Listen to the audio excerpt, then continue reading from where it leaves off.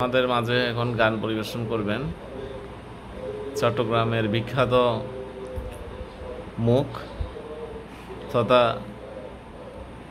সমগ্র ভারতবর্ষের বিশিষ্ট সঙ্গীত শিল্পী